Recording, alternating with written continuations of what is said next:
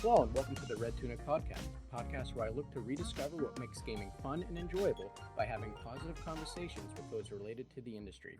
Today I'm joined by Max Mraz, creator of Ocean Heart, a top-down pixel action RPG with many clear homages to The Legend of Zelda. Hi Max, how are you doing today? Hey, doing fantastic. How you doing? I'm doing all right, thanks for asking. So Max, let's start with this. What can you tell us about yourself? Yeah, so I mean, well, in this context, I'm an indie game developer. I've Ocean's Heart is my first game that I created it solo. It was sort of a fun little project. I got the idea to make a video game in early 2017 with no idea how to code or make games at all, and I was just sort of like, oh, this would be a fun learning experience. So I started down that road, and 4 years later, released it on Steam and GOG, and and I'm pretty proud of it. During the process of putting it together and all the working with the publisher and getting all the everything figured out, I also released a couple other small side projects. One called Yarntown, which was a like 2D Bloodborne homage in the style of Zelda, and a fun little Halloween game called Hollow's Eve. So then I also do a bunch of other things. Well, I'm that's also a cool. bit And of an yeah, audio like I engineer and did. musician. Oh, I'm sorry. Sorry. Sorry, I didn't. No. I did not mean to cut you off there. You were saying you're also an audio engineer and a musician. Yep. And I used to do podcasts for a while. I really like traveling and have hitchhiked around for a bit. Um, and I'm also a professional software engineer, which is what actually makes me money. Fair enough. Um, so I'm gonna immediately jump on this thread just because you mentioned it. So I know with your Yarntown game, as well, it was like a homage to Legend of Zelda. In this game, clearly, when you look at it, you can tell that it draws a lot from the Legend of Zelda.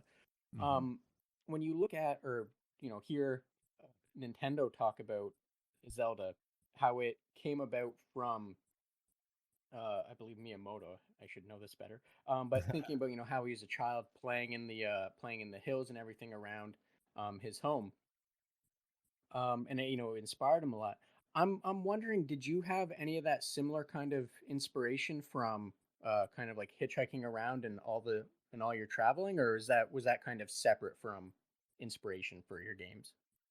So, I mean, I feel like I had probably a very similar childhood to Miyamoto, because like yeah, he talked about like he went exploring in the woods and he found a cave, and sort of that mood and that sense of exploration is what inspired him to make Zelda. I feel like it's the exact same for me. Like the sense of exploration that I get.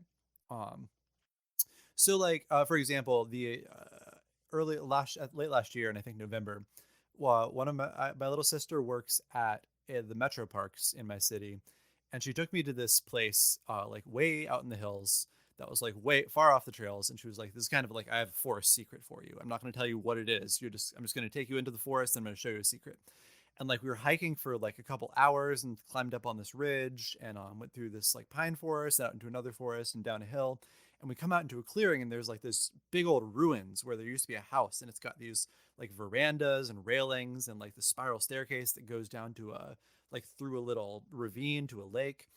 And just like that sense of when you're out in the woods and you just come across something really cool, was, I think that feeling is what I wanted to get across, and one of the big things that drove me to make games, just to try to I guess bottle that in a sense, to recreate that feeling of just like the joy of finding something while exploring, and just even if it's just like, oh, this is a cool tree, like I love that, and I wanted to bring some of that into games. And yeah, like that's always great because um, a lot of for me at least, I've always felt that a lot of the cool things about open world games, regardless of them being 3D, top down, what have you, is that sense of exploration, that sense of discovery that you can get to and find just by going out and about and just kind of existing in that game world, if that makes sense. Yeah. Yeah, I think it's really fun to because in the real world, one of the drawbacks to that is like if I'm out in the woods and I find a cool ravine and I follow it up and I like, climb up a little cliff and I get to the top and there's a cool nook, there's rarely ever a dope sword in that little nook. But in video games, like if I make the video game, I can make sure there's a cool sword there, like there's you get the chance to like take the way that, because that exploration when you're in a park and you're going off the trail and you're finding a cool little, like a little deer path and you're like, where does this lead? There in real life, that it rarely ever sort of has that satisfaction of like, oh, this means, like there's something here. A lot of times it's just like, oh, this was a house that burned down. I mean, there's no secrets here. It's just that's all it. What it is what it is. But in video games, you get the chance to sort of heighten reality, and I think the way that video games can make that more significant is in some ways almost more true to how that experience feels to me, especially when you're a little kid. Like when I remember exploring, like I grew up exploring around the forest behind my parents' house all the time, and there was definitely like parts of the woods where I hadn't, the first time I went there, I was like, whoa, there's like a bunch of pines here. I didn't even know about that.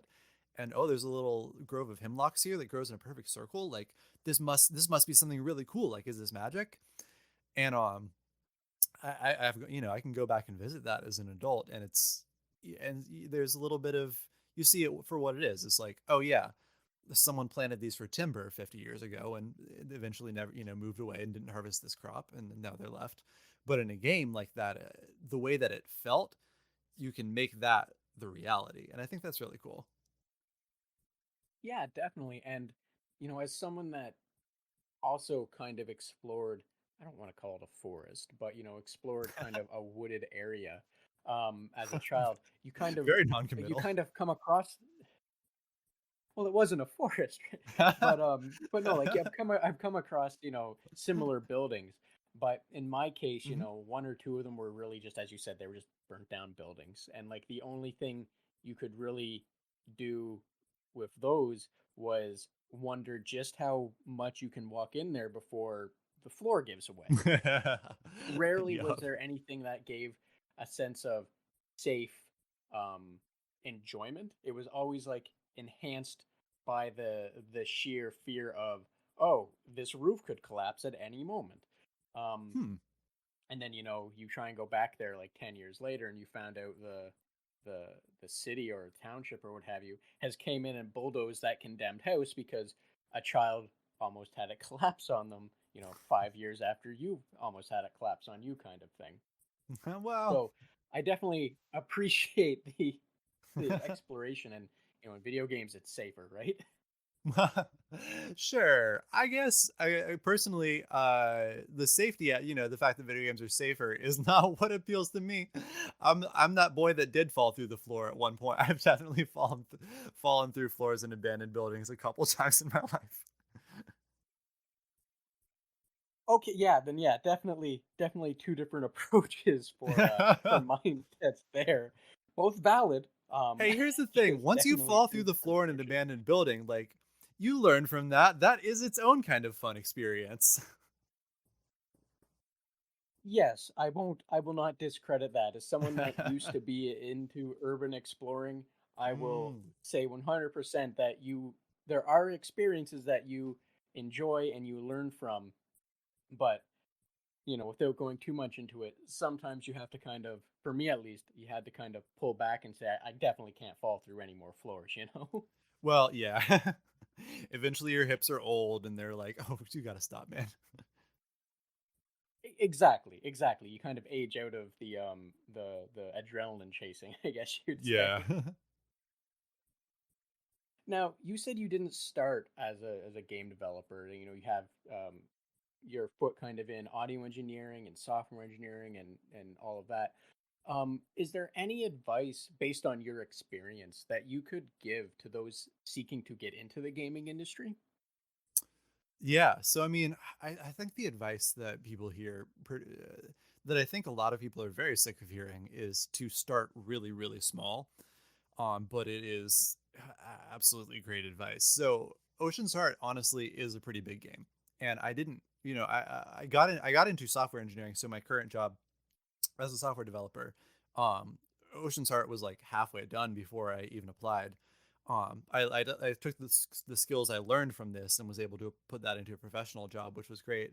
But I it's kind of unlikely, honestly, that I finished this because I was like working 4 years on a project when you don't have the skills at the beginning of it is very intense. And there's there are times where it's a little surprising to me that it's like, oh, you didn't drop this, you stuck with it. Like, I think a lot of it for me is just like, oh, I happened to be in a good situation where I was able to keep doing this as a hobby. Um, and I've seen a lot of other projects that get started. I think for every game that gets completed, there's probably several that don't. Um, so having the experience now of having finished a pretty big game, definitely a big game for one person to have put together. That was dumb. Should have been smaller. But and then I've also made a couple. Like I took a month to make Yarntown, that Bloodborne tribute. Or I took a month to make Hallow's Eve, this Halloween game, and those projects just like are the scope that I really wish I would have started at, to sort of feel my way around. Like I guess in terms of like So Ocean's Heart, like we've mentioned, is very much a Zelda in the vein of Zelda, and I think the idea of making a game that's like you've got one dungeon and a very small area around it that leads to it, and you beat it and it's done. Just getting that done, putting that out, and then being done with that and able to iterate on it is so much more valuable than setting off to make the grand epic that you want to make at the beginning. Um, I think the way you work up to making a big game ideally is not, slowly grinding at it, but putting together smaller projects. And then after a few of those, you're going to be able to make the bigger game better because you've been able to throw away the bad ideas that you get married to when you start. And yeah, like that's definitely something that has been said from from several people that I've spoken with on and off the podcast. So yeah, that's definitely like very solid advice, regardless of how. Because I know some people, they don't like hearing that be kind of said at them like all the time for every like piece of advice. But Mm-hmm. I think it's very important that when nine out of 10 dentists say don't do something, and 9 out of 10 video game developers are saying you really should be doing this kind of thing. I think that's that just hammers home just how important it is to acknowledge and pay attention to it.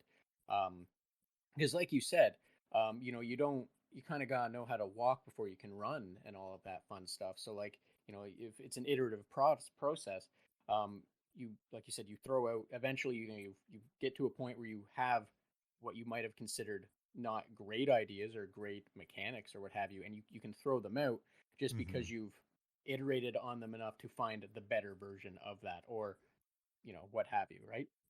Yeah, exactly. Like one example in Ocean's Heart is the the enemy AI, by virtue of the way that I had it at the beginning, is pretty limited. So it's very much in the style of like like in the Zelda games, in like Link's Awakening or A Link to the Past or what have you. Um, you hit an enemy will sort of walk towards you. It'll maybe have one attack, and you hit it, and that kind of resets its behavior. It's not really like a complex thing. Halfway through Ocean's Heart, my little sister convinced me to play Bloodborne, and I was like, "Oh, I need the enemies to be like this. This is so cool." But it was so hard just to get an enemy to be able to not get stun locked, or to be able to complete an attack once it starts it if you hit it in the middle, because I had made I had these decisions at the beginning that locked me in. Then in later games that I'm going on to do, I can from the beginning just build that to be I can build it better and not get hit by those limitations. Whereas I had no way of knowing that those even were limitations when I started. And that's just I think that, something like that, it's just something you can learn from experience. And yeah, like I agree completely. As as a I don't want to say as a software developer myself, it's Hmm. I understand where you're coming from, because you're right. You can learn to do something a certain way, and you can be doing it that way, and then a month or two later, you can look back at that and say to yourself, "Oh wow, that was not the best way to do that." But Yeah. by then, everything surrounding that one thing, like that's the core functionality of what you're doing, and now you're kind of, painted yourself into that corner, right? Yeah, and it is so much harder to like like pull up the floor of your old code than to just build it again. Yeah, exactly, exactly. Now, something that when I looked at Yarntown and obviously Ocean's Heart, they are Zelda homages, or at least they Mhm. have footings in paying tribute to it in their own ways. Oh, for sure. Would it be fair to say that The Legend of Zelda is maybe your favorite game, or is there's something else that holds that place in your heart? So I think the Legend of Zelda series is probably the series that means the most to me. Um, it was the first video game that I really deeply connected with, I think, was Zelda. Um, it was maybe I'm trying to remember in what order I got games back when I was in like third grade. Because I in third grade, like I had saved up the $20 to buy a Game Boy off my like a cousin or whatever, um, and like had Tetris and like some very miscellaneous games that I don't even know where they came from. But like and I had Pokemon Crystal and loved that. Um, but I think I connected much more to Oracle of Seasons, which was the first Zelda game I got. Because it is so. I mean, they're both very exploratory games. Like the Pokemon series, especially. I mean, honestly, I haven't played any since Ruby and Sapphire, but they are very focused on exploration too, in a very different way than Zelda, in sort of a different world with different mechanics and stuff. But just like Zelda is so hyper focused on exploration, and that just is to me such a fun thing to be doing, whether it's in a game or whether I'm going on a hike or whether I'm exploring new music genres or production techniques when I'm making music or whatever. Like just that means a lot to me, and so that's got a deep place in my heart. I think Breath of the Wild was amazing and maybe my favorite game, but on the other hand, like I'm playing Hitman and it is so good. And I love Hollow Knight. So I mean, I'm not. I don't know if I want to say Zelda games are my absolute favorite game, but I think they definitely might mean the most to me. Hmm. And yeah, like, oh, definitely, um, I myself am a fan of Zelda, especially given my name. But yeah, like I can definitely understand what you're saying there, because I think a lot of people have that connection to Zelda for a lot of the same reasons. Not to try and play down the Mhm. importance of how that makes you feel when you play it, because that's 100% entirely yours. But it's always nice to hear that consistently Zelda is able to inspire such feelings in such a broad audience. Yeah, and I mean that's I definitely part of how it's persisted so long. I mean, the 35th anniversary was last month. It's we had 30. That the series is older than me and has the staying power. I think because it does exploration so well. Mhm, yeah, exactly, and I agree completely. Like, there's obviously something about Zelda, whether or not they are, um, kind of rolling it back to be a little closer to the originals, or with the remake that they just did for Link's Awakening, or I cannot remember the painting swivel one where it was basically a link to the past again, Oh, or A Link they're Between going and Worlds. taking. A Link Between Worlds. Thank you, that's it, A Yeah. Link Between Worlds. Or they're taking big steps and strides with Breath of the Wild. Like Mhm. obviously, it's a game that the core functionality of exploration is able to lend itself to wherever they go, and has the staying power to consistently hit the notes that people are going to enjoy. Mhm. Now, you mentioned that and Pokemon, so I'm gonna is it fair to say that maybe those were your favorite games as a child? Um, are there games that you played as a child that today you feel they might not hold up as well? Ooh, that's a good question. So I mean, there's definitely games that I played as a child that were not good. I remember we had me and my siblings had a Tom and Jerry side-scrolling platformer. um, which I don't remember a ton of, but it definitely like holds a place in my memory for some reason. I think you just played Jerry the mouse, and I guess we're sort of you had to like get across the house. Um, I think it was definitely one of those like quick license tie-in games that I cannot imagine still holds up. But I mean, when you're a kid's, you know, it's like what you got is what you got, and you find enjoyment in that. Yeah, exactly. And like I'm gonna go with, was it for the Super Nintendo? No, so Oh, okay. this was a Game Boy Color game. Oh, okay, okay. I did Game Boy like Game Boy and Game Boy Advance were my like I feel like the systems I had as a kid. By the time I got an N64, um, so I like growing up, I wasn't really like on top of new games.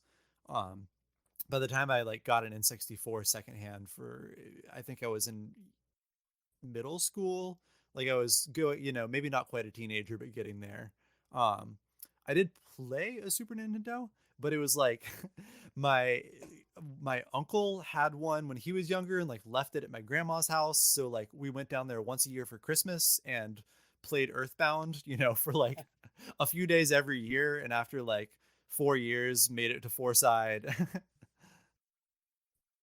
Mhm. But And yeah, like mainly the Game only Boy. okay, and sorry, I didn't mean to cut you off there. No, I But mean, yeah, no, it's the only reason though is, sorry about that again. it's hard to talk with, you know, it's, you know, remote recording. But yeah, no, the only reason I was asking that one is because, when I was younger, I played a Tom and Jerry game for the Super Nintendo, and I was Ah, thinking no. back to that one when you mentioned it. And for me, it was, I don't think the game would hold up today, and it 100% was just probably the bright colors that made it something that would come and go kind of thing. Yeah, okay. Wait, what I wonder if this was cuz you remember how do you remember how back in I feel like back in the day, games would come out and they would be on wildly different systems. Like I don't know if I'm remembering this right, but I feel like a game would come out for both PlayStation 2 and Game Boy Advance. And there is no possible way that's the same game. Like it's like a fully 3D game on PlayStation 2, and also there's a Game Boy Advance port, and like those can't be the same kind of game. I wonder if a similar thing happened with the Super Nintendo, that like there was this Tom and Jerry game and they put it out for both. Do you remember? Did it have like passwords you had to input to get to new levels? And there was like you had to put like Tom, Jerry, dog, other cat, and like remember a sequence of their faces in order to get to the later levels rather than having a built-in save system. I honestly don't remember. You know what? That's fair. Part of me wants to part of me wants to think it was probably a weird, movie tie-in because it came out around the time I think as like the first Tom and Jerry movie. Um, Well, wait, hold up. so The first Tom and Jerry? There have been multiple Tom and Jerry movies?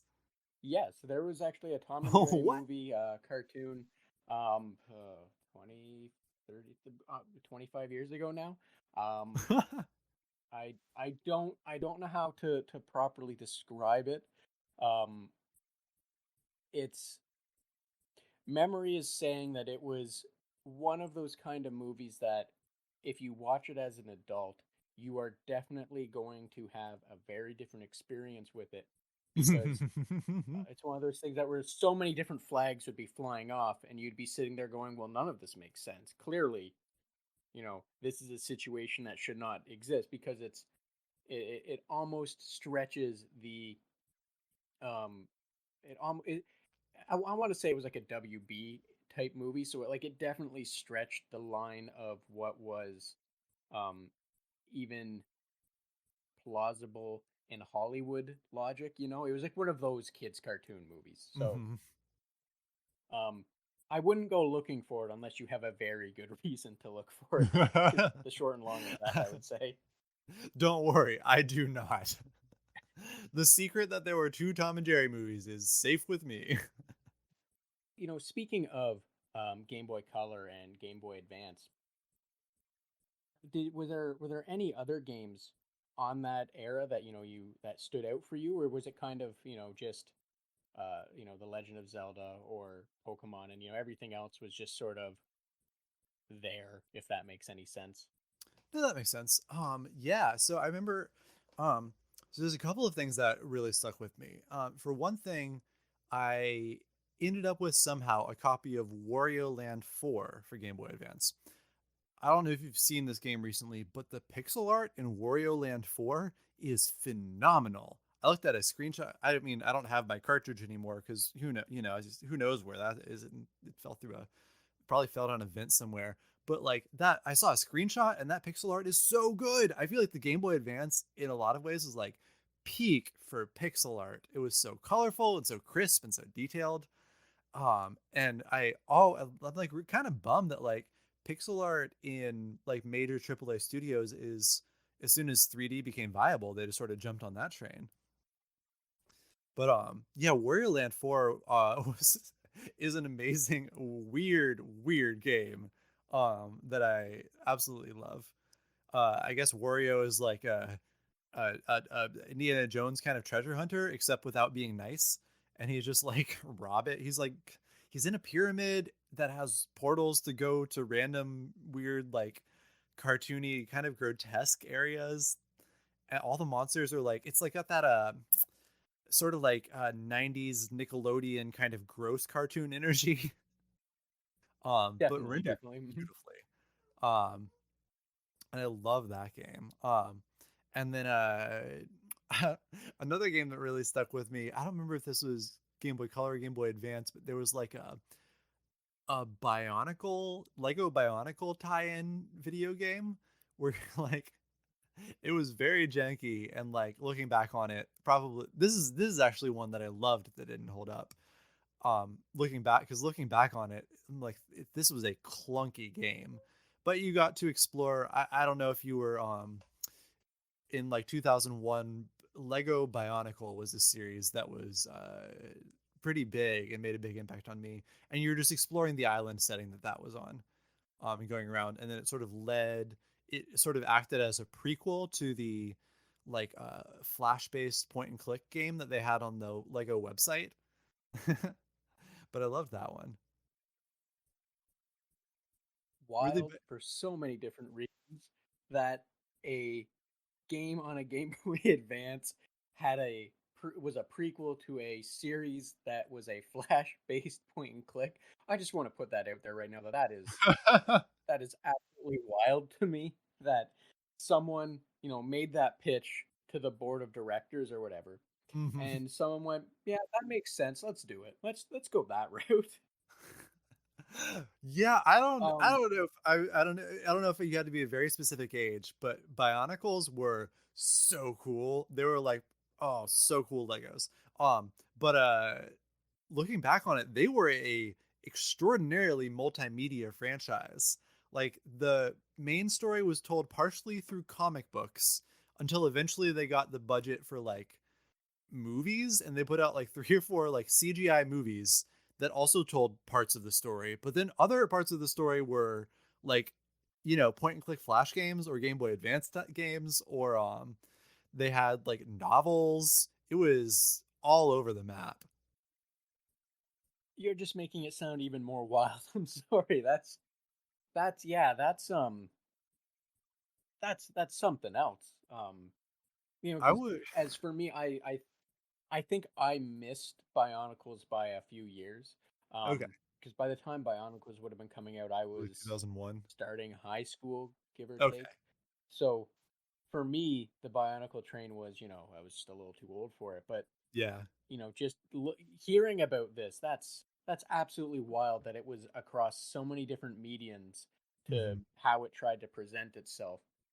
Uh, whether that is good marketing or not, I don't know, but that's still wild to me. Yeah, I would love to if there were like a docu series or a podcast that just like interviewed people and like archaeologically like uncovered the history of how this the story of Bionicle came to be. If I'm remembering correctly, like there was like a single dude who sort of acted as like the creative god behind it, who was on the like internet forums that I was on when I was 10, and you could just like ask him questions and he would like be like, oh yeah, this is how it works. Well, that's always good to have that kind of fan like interaction, Yeah, yeah. especially with especially when it's involving I'm assuming a bunch of passionate children who are really into it, right? There's Gotta have been. especially with something like Lego, Hmm. especially something like Lego where it's going to foster creativity, right? So Yeah. that's pretty awesome. Yeah, Lego's mission, So like Legos are so cool because they do have that dedication to like to fostering that creativity and that spirit of like you should just build other stuff with these rather than because like it is there aren't a ton of like toys or games or properties that are so about not following the rules. Like on the back of Lego boxes, they always had those like, all right, here's the set, here's the temple in the rainforest that you can build, and we got instructions for that. But here's just a bunch of pictures of I don't know stuff you could build with these pieces. Go wild, kid! And like that was on the back of every Lego box. Is like here's some other random stuff you could build with this, and just like that dedication to breaking the rules and not doing what you're told is very admirable. mhm, yeah, and exactly. In my mind, I always thought of it kind of like as the B side of the kit, so to say, or the set. Yeah, yeah, in a way. So, we discussed, your games from your childhood and such, and we kind of touched on it currently, but what are your current favorite games looking like? So my go-to what my like game diet is at the moment is I what I like to do is like I'll get usually like a more linear story game um every I don't play a ton of games cuz they're expensive and I'm pretty busy with like work and other things that I do making games. Um but like every couple months I'll get like a bigger story game. Like I played Jedi Fallen Order or God of War. Those are the most recent two that I played. And what I'll do is I'll just like get up early on a Saturday morning and make myself some cinnamon rolls and play video games for a few hours because that's just a fun like chill throwback thing. Um, and then in between, like I usually reserve those for Saturday mornings because that's just a fun little ritual of like it's Mhm. Saturday morning. I don't have to go to work. I can make cinnamon rolls and drink coffee and play video games. And then like during the week when there's like if I don't have plans in the evening, and I'm all caught up on like doing chores and work things and whatever, I'll usually just go to Hitman because I am so much enjoying the Hitman series. And yeah, that's an trying to think of the right word. That's an interesting ritual to have on for for a Saturday morning because Mhm. um, as you said, it's kind of like a throwback. So I'm to have that kind of like comfort experience. That maybe it's not Yeah. so much a specific game, but like the feeling of the game. The that Yeah. kind of like how a lot of people soup is their comfort food or what have you. Kind of the it's more about the process to getting to be the comfort game, and it's not the game but the whole ritual, so to say. Yeah, exactly. Like that And then you get that morning sunlight coming through at the angle and cinnamon my mom always used to make cinnamon rolls for like special occasions like Christmas or whatever. So it's like, cinnamon rolls in the morning is like a special occasion food and it just, Saturday's special. It's very like I'm free of responsibilities and that takes me back to feeling like a kid. And it's, very relaxing. yeah, definitely. And like I think everyone, um if they don't have that in their life, definitely should do their best to maybe find it, just because being able to tap back into that, it kind of just makes everything, like even if when everything's real stressful, having a moment where you can create for yourself, where you do get to be carefree for once, or not, Hmm. I don't want to say for once, but in the hectic Yeah. day to day of everything. That's always a fantastic thing to be able to do. Yeah, I feel very privileged with that. I mean, the ability to have, um, so like I work as a software developer now, and this is one of my first like grown up jobs where it's like, I work Monday to Friday. I have a reliable schedule. I will be off on Saturdays. Like just that to me is still a luxury because I've only been doing this for going on a couple of years. Before that it was like construction work and restaurant work or random research projects in college or whatever. Um, but like to, I definitely am privileged to be able to be able to take a few hours where I don't have to do chores or take care of kids because I don't have kids, or focus on like a side hustle to make more money or whatever. Um, so I'm very thankful that I'm lucky enough to be able to have these few hours. Definitely, definitely. So following that, kind of talked about the ritual about what makes like a the comfort food of for gaming for you, I guess. But what is it Mhm. about gaming specifically, if it does exist, that makes it enjoyable to you? That's a great question. Um, so I mean, there are a few things that games do that really draw me in that I love. Um, like like my ideal Saturday morning game is one with a story or like a progression. So like Jedi, I played Jedi Fallen Order a few months ago, and that it has a set story, and you're like always making progress along that, and that feeling of as you play, you get through the story, you get more abilities. There is just like a dopamine satisfaction of growing and moving forward. Um, that video games have a cool way of doing that, like a movie doesn't necessarily, because you have to push it forward. It gives you a sense of accomplishment, even though uh 11 o'clock 12 o'clock rolls around and it's time to get to work. It's like I haven't accomplished anything. I've just been playing a video game this morning, but I feel that accomplishment because I've driven something forward through my actions. And I mean, it's me, it's in a way, it's meaningless and it's just an escape thing, and although it's fun, but there's that sort of dopamine hit of making progress in something, and I enjoy that. Other things that draw me to games are, I've touched on this before, but like exploration is one of the biggest things that I love in games because I love it in real life, and just being able to explore around and like find something, and that just like itching that curiosity scratch, I think is so much fun.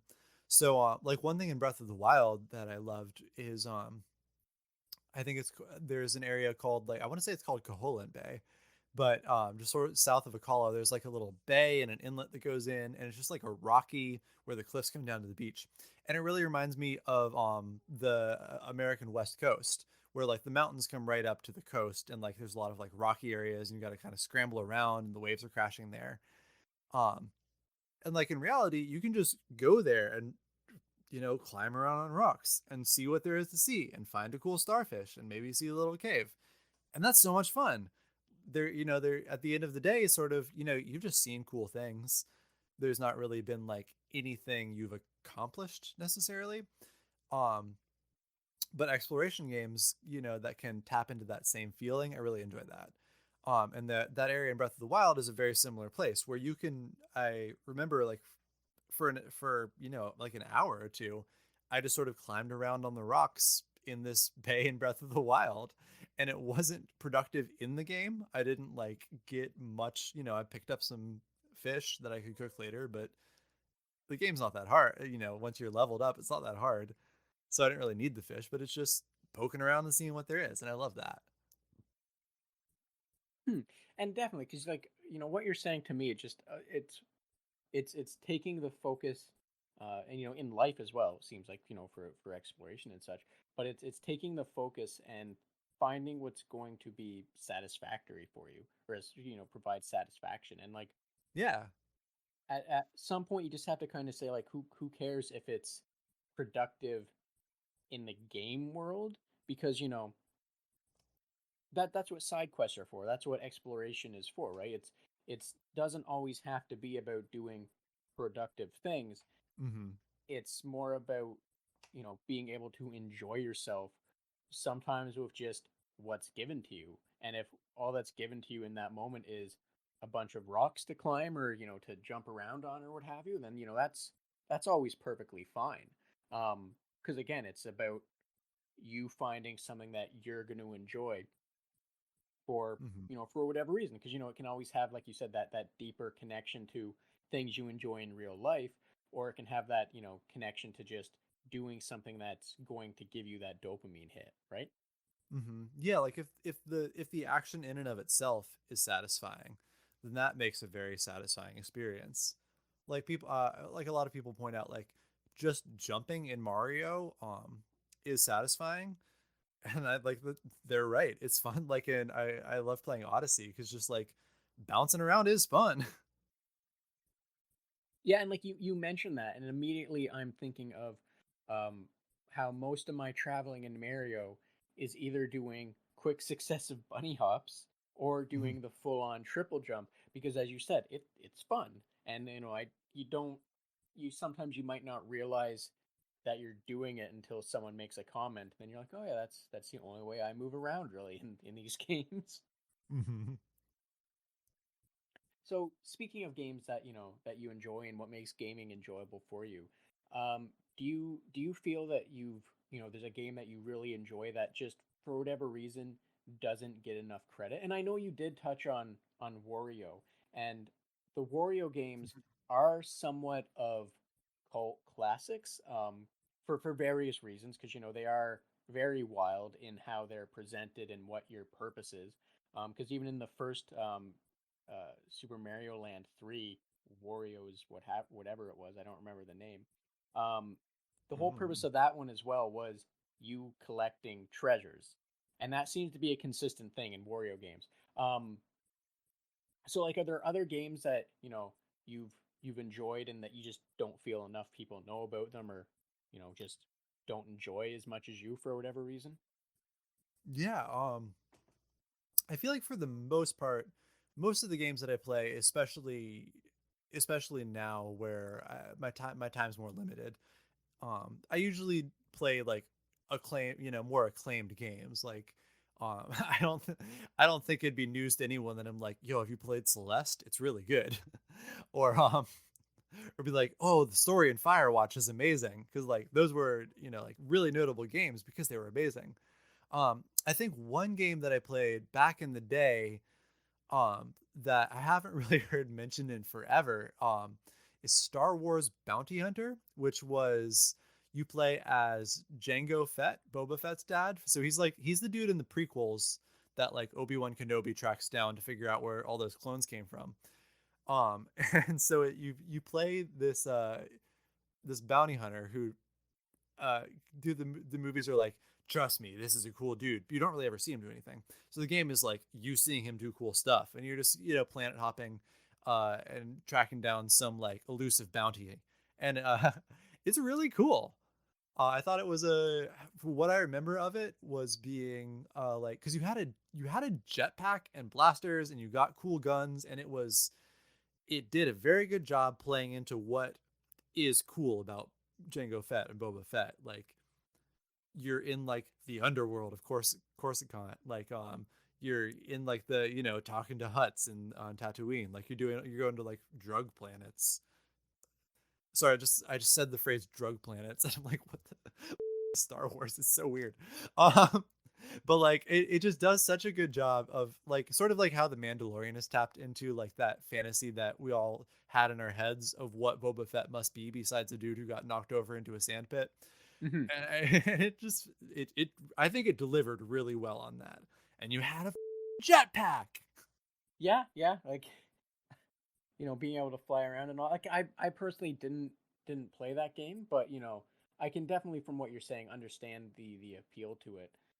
Especially at that time where Star Wars kind of had a bit of a rough time with games, because I know at the time there were a few tie-in games that didn't really do it justice. So having a game that might have actually did it some justice is always a fantastic thing, right? Yeah. I think part of that was it focused on a character that like you could do pretty well in games. Like I think a lot of times like being a Jedi is kind of a, because that's like, the Star Wars is about the Jedi, all the movies are. And like doing that it can be harder because they're more about like in the story they're supposed to be like peaceful and like like a lot of the conflict in Star Wars is about these people who are trying to do good but being reluctantly forced into having to do dope space combat. And then, but then in a game, like the point is to do the dope space combat. So I think focusing on, actually, you know what? But then now there have been really great Star Wars games where you're just doing dope space combat as a Jedi. So I take that back. I don't know. What games did you think were rough? Like Star Wars Pod Racer? Because no, because that one was dope. So the few that I played, there were a few that were tied into the first movie. Um, one of them being on the PlayStation. I forget the name of it, but all of the controls were tank controls. I believe there was a Game Boy Advance version of as well, where Oh, again it really? was also kind of tank controls. So Mm. it was real rough. If you go back to the Nintendo 64, Shadows of the Empire, Oh um, yeah. it was it was, in when you look at it through like the eyes of a child, it was probably more enjoyable. But personally, now going back to it or just looking at how it controls, it was very. It came out in a time where um, everyone was still trying to really figure out what 3D was. So it kind Oh of yeah. had the tank controls to it as well, which is Hmm. real rough for a game where you're expected to, um, it kind of be like jetpacking around or jumping Yeah, around on like yeah. tight corners or running around and all that kind of stuff. Um, I so like that, I kind of they remember kind of that one. were Yeah. they were kind of like products of the time. Um, Hmm. so looking at it through those kind of lenses, that they're going to be just not aged that well and going to be kind of rough. That's interesting because I remember what I remember of Shadows of the Empire is it having very hardcore GoldenEye energy of like I don't maybe I just played them during the same period of time, so this is maybe like middle school for me, but I remember it feeling a lot like like a third person version of GoldenEye in the fact that like yeah they were both really rough. Like GoldenEye did a great job with its multiplayer from what I remember, but like actually going around and moving was in a lot of ways kind of pretty esoteric and just like how am I supposed to move in this 3D world? Which you're right, that was totally like the era when 3D was really being nailed down. I think with the like Switch port of Super Mario 64, that's become even more clear to me because we ended up getting that because of the whole like forced like it's you won't be able to buy it, and I was like, well, my N64 only boots up half the time, um, and I remember Super Mario 64 being really good, so we got the Switch port and I went back to play it and just got so like physically ill from the camera.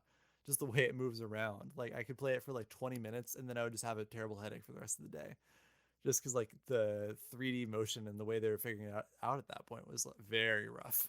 Hmm. And I will note for Mario 64 that was considered good camera control at the time. That Right. was the way they did that.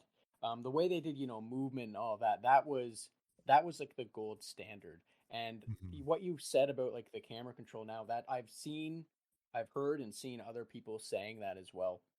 And it just kind of is interesting to look at it from today's standpoint, where you have an idea of what tolerable and good camera controls are, and then you look at a game from 15 years ago now, maybe 20, 15 to 20 What, years ago now, 2005? Yeah. and like the gold standard of that then is wild for now. Yeah. Like the best we had back then will make you sick now. Yeah, I exactly, in legitimately some am like, cases. how did I play this? I guess I was just a bulletproof kid. So speaking of uh, maybe camera controls and how that trend has gotten better over years, is there a trend for over the last few years that you've noticed in video games that you really have enjoyed and want more of? Hmm. Good question. Yeah, what's been happening the last few years? I mean, one thing that is definitely enjoyable is the narrative in games. I feel like is continually getting better and better. people are really putting budget into writing in games.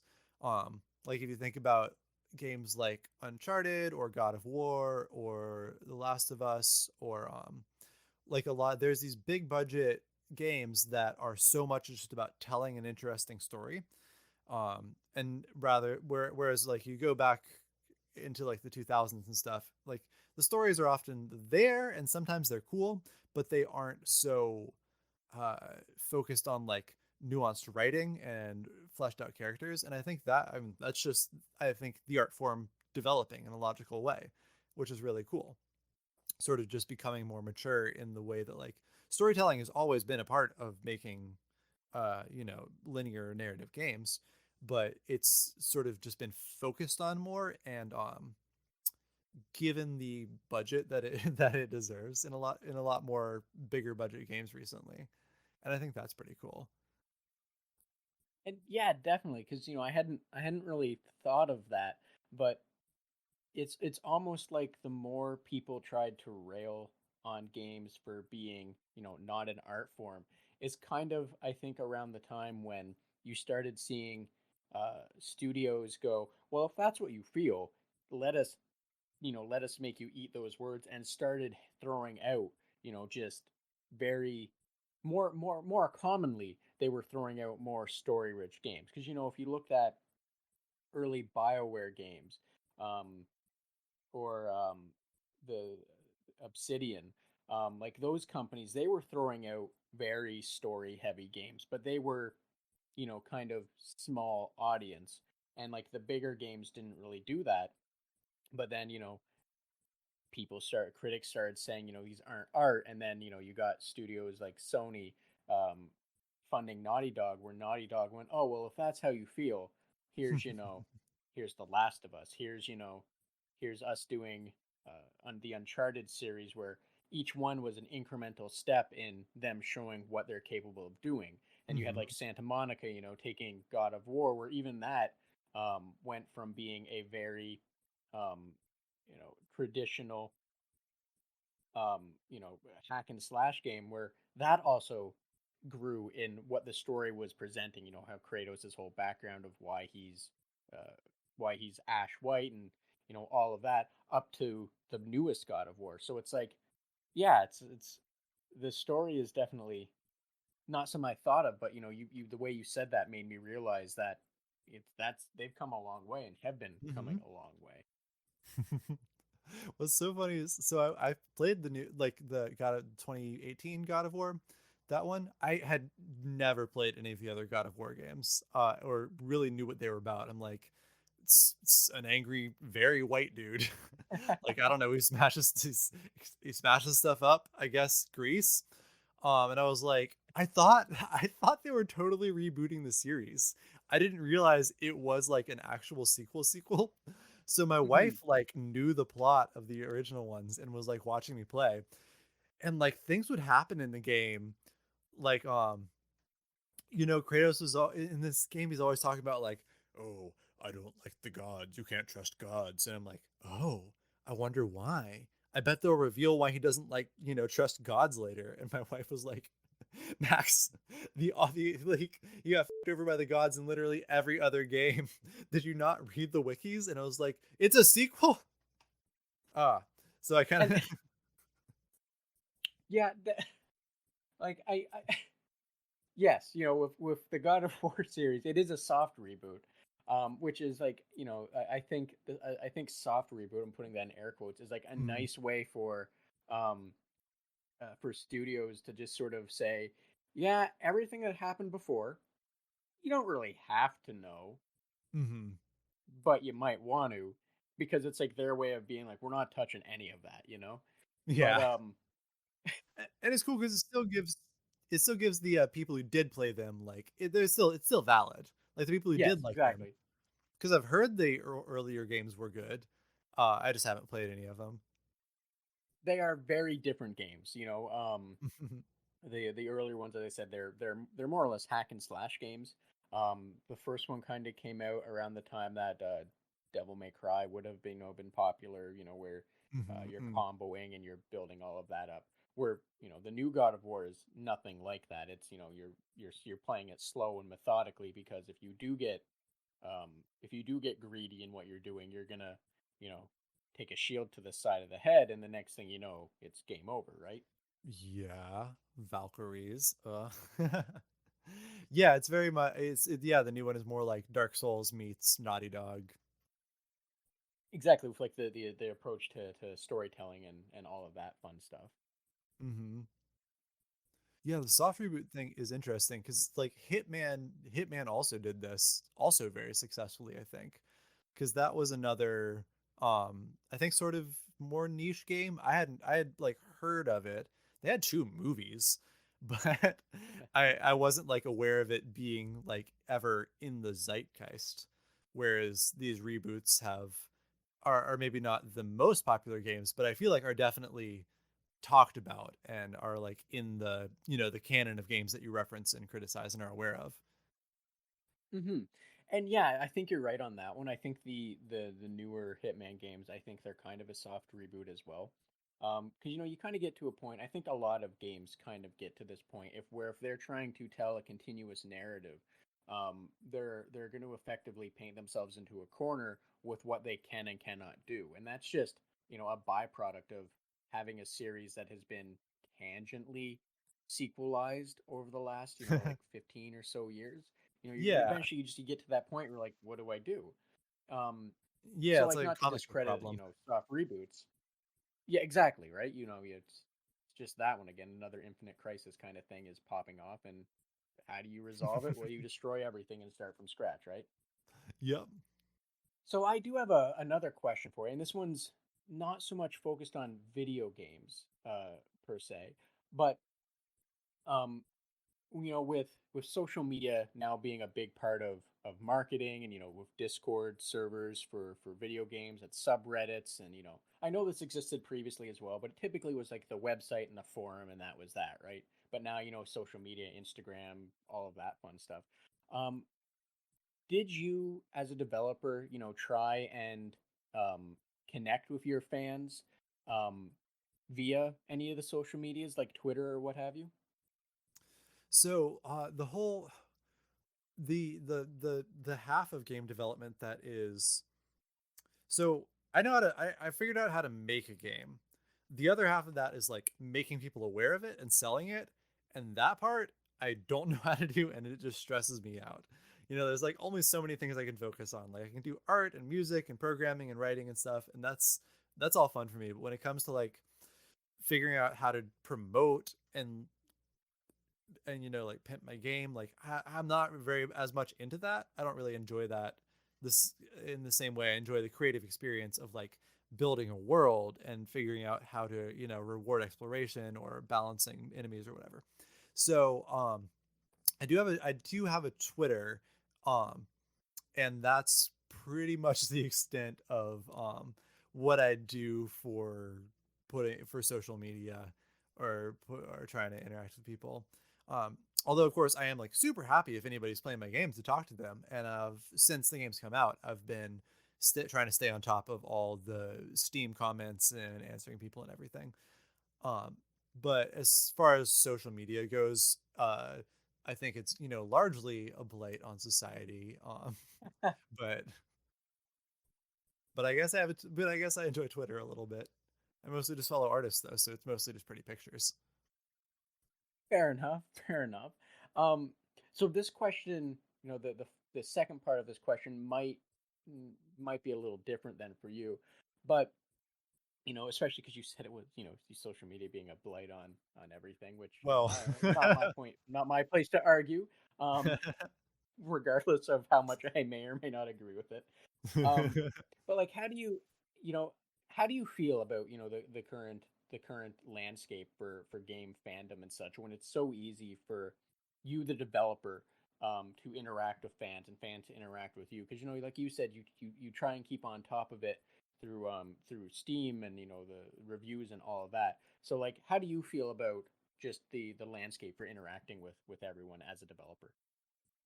well, I think one thing that's important to keep it like it's important to make a conscious decision of like, okay, to what level do I want to be active in this, and like to what amount do I want some separation.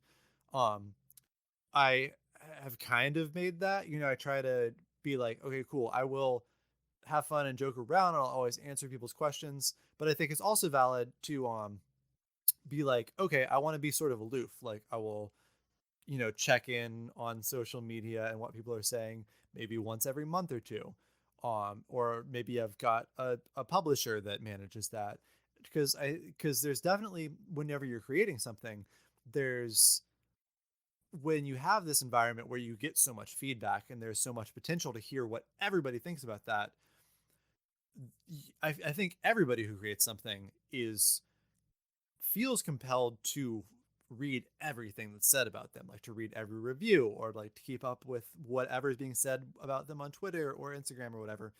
And that's not always, that's obviously not always a good thing. Like if you take that to, if you, sort of depend on that for finding your identity, or you are, if one of your, just who you are, you have trouble distancing yourself from other people's opinions of you, then that can be very harmful.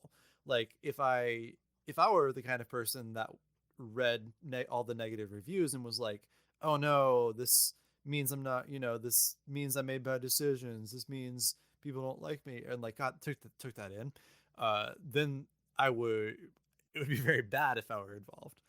So being able to know yourself and know your limits with engaging in that as a creator of anything is perilously important to like draw your lines there, because it's so easy to get into a negative spiral of reading bad feedback, or get into a negative spiral of reading good feedback and letting it go to your head. um so I think it's really important to have a grounded idea of like, okay, I view myself through this lens, like, this is who I am based on the things I think are important. Like, I have my friends, I have my church, like, I work hard, and I know the important things to me are not going to be affected by reading some person who left a negative review because they didn't like Zelda likes. And that's definitely um a kind of, I want to say it's kind of like a common theme, or at least something that I've heard alluded to, that being able to set those boundaries, and as you kind of said, the good and the bad, so it doesn't go to your head like that.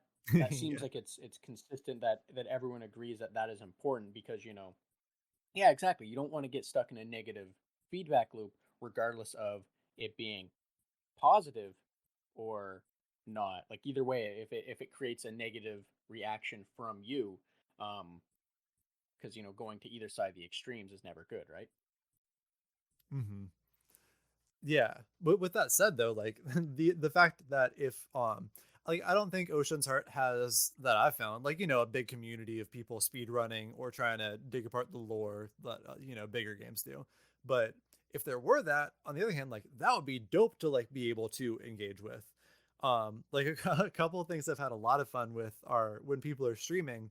Every once in a while, I'll like drop in on a stream and occasionally leave a couple messages in chats, and just like a couple of times I've just been like, ooh, I think the developers must have forgotten that you could shoot arrows over those kinds of blocks. That must be a mistake. And they're like, oh, I bet they did forget that. And then I log off the end of the stream, and a couple of times people have been like, wait a second, that was the developer. And I think like that kind of stuff, just being able to like the direct communication in that sort of sense can be a Mhm. lot of fun. Um, as long as it's, just as long as it is that it's just for fun. Like if people are getting something out of this game, that's fantastic, and I enjoy that, and I want to uh if that experience can be enhanced by making jokes with me, then hell yeah. But if it's I definitely don't want to get involved in something if there's any sort of potential for animosity, or even if someone has like really good critiques, like valid critiques of my game, if they don't like it for things that are like there was one review of Ocean's Heart that was like, I mean, it does a good Zelda-like thing, but it doesn't really push the boundaries of the genre. Like, it's not really doing anything new here. And I was like, I mean, yeah, you got me. I mean, I didn't set out to do anything new. This is my first game. I'm fine with that. But you're not wrong. It doesn't really bring many new ideas to the table. I like to think it does the ideas that it does do well. I like to think there's a good sense of like exploring a new world, and it's one you haven't been in before. You know, you're not exploring Hyrule again. But yeah, there's no like big new mechanics or crazy twists.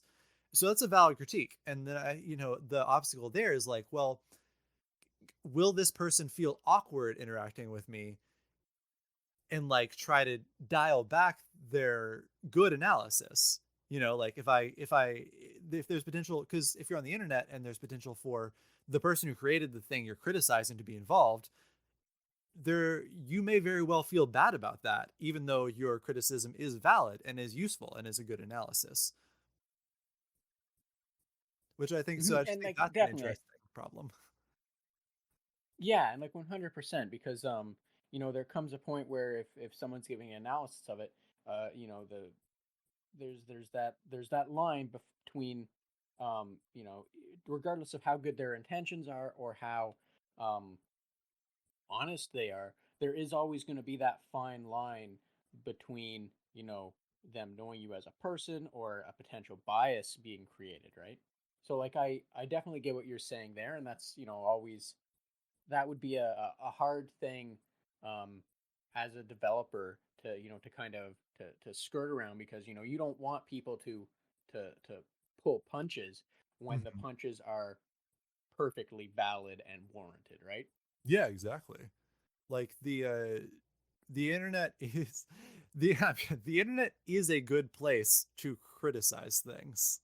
It's also a bad, there's also a lot of very bad criticism, but like I love watching YouTube videos like analyzing movies and making good criticisms. Like film criticism is a long-standing art form, and like or literary criticism is a degree you can get, right? Like that is a very valid thing and a very interesting thing. And the internet has the internet can very easily dissolve that barrier that's always been between the creator and the critic, and that has a lot of potential to get very dicey going one way or another. So it's an Yeah, interesting definitely. Like situation to navigate.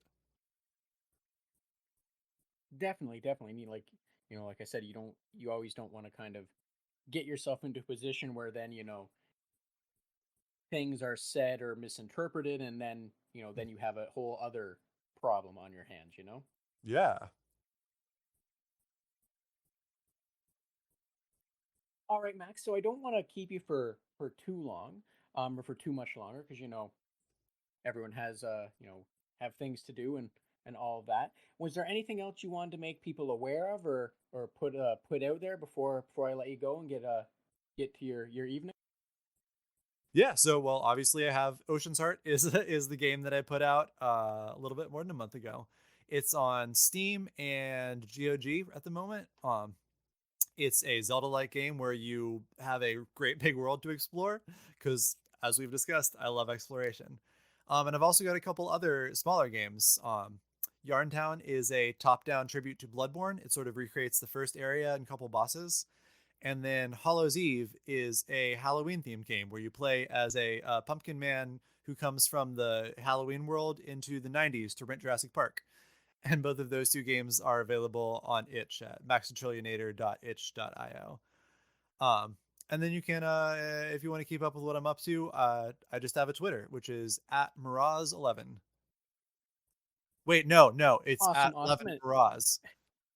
Wait, yeah, at 11 Mraz. Wait, I think. But just look up both of those. It's got to be one of them. well, to make it easier for everyone for you, I'll be sure to put links to the things you had said, to your two games, Oh, um, as well as your Twitter handle. I'll put them in the description, so anyone that is looking, they can be sure to go to the right one. So that way they're not trying to interact with the wrong Max. I better figure out who my doppelganger is. My new nemesis. Well, before they take that power and do something bad with it, right? Yeah, I guess we could be allies. We could be stronger together. We could rule the galaxy together. But anyway, Max, I'll let you get on with your evening. Thank you so much for joining me. Well, thank you so much Um, for having and me. yeah, no, definitely. And again, it was awesome to speak with you, and it was a good conversation. So thanks again.